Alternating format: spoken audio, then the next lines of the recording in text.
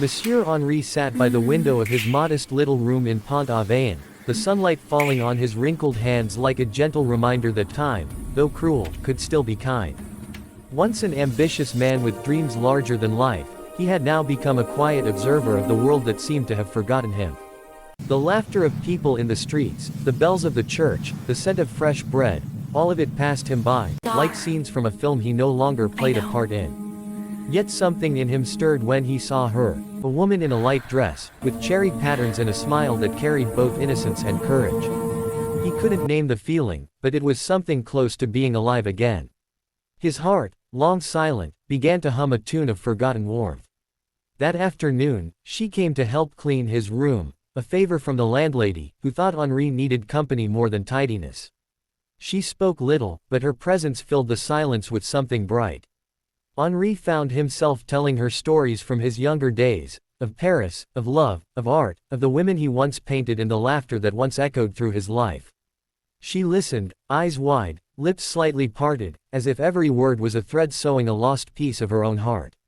When she laughed, Henri saw youth itself dance before him. For the first time in years, he looked at his reflection in the mirror and didn't see a relic of the past. He saw a man who still had a pulse, still had dreams, still had the courage to hope. Days turned into small rituals. She'd bring him fresh flowers from the market. He'd sketch her as she arranged them in the vase, the light catching her hair just right. Sometimes, their hands brushed, fleeting, electric moments that neither dared to acknowledge.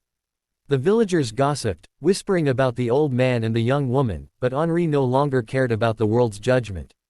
He felt as though every moment with her was a stolen drop of eternity. Her laughter healed the wounds he thought were beyond repair. In her gaze, he rediscovered not just beauty, but the simple, terrifying joy of being seen, truly seen, for who he was. One evening, the rain came down in silver sheets, and she arrived drenched, her dress clinging to her like poetry. Henri rushed to hand her a towel, his fingers trembling with an emotion too deep to name. As they stood close, the sound of the rain wrapped around them like music. She looked up at him, eyes shimmering with something between gratitude and confusion. He wanted to tell her everything, that she had awakened a man who thought he'd died long ago, that she had painted his soul with colors he'd forgotten existed. Instead, he smiled awkwardly and said, "Tea." She laughed softly, and that laughter became his prayer. Their bond deepened not through grand gestures but through quiet understanding. She would sit on the edge of his bed while he told her about the woman he once loved, about the mistakes he made, and the passions he chased until they left him hollow. She didn't pity him, she simply listened.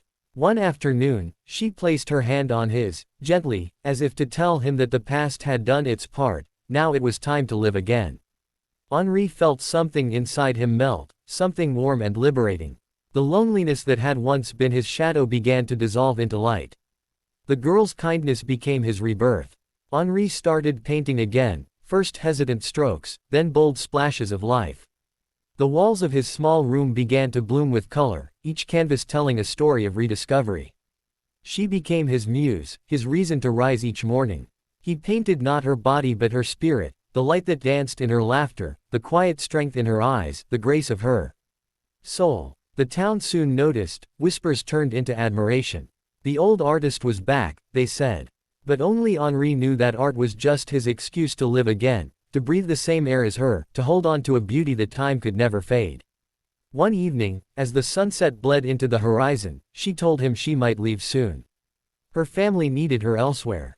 Henri felt his heart crack silently, yet he smiled, a tender, resigned smile.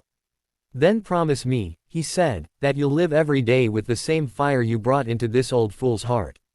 She nodded, tears trembling on her lashes. He took her hand, held it to his lips, and for a moment, age vanished. It was not an old man and a young woman anymore, it was simply two souls recognizing each other in the vast loneliness of life.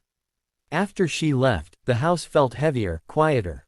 But Henri didn't return to the emptiness he once knew. Instead, he carried her laughter like sunlight in his pocket.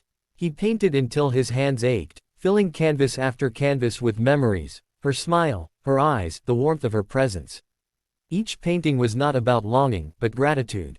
He no longer feared solitude, for it was filled with echoes of her light. And when villagers came to see his work, they said, "Monsieur Henri has been reborn." He would smile gently and whisper, "She gave me back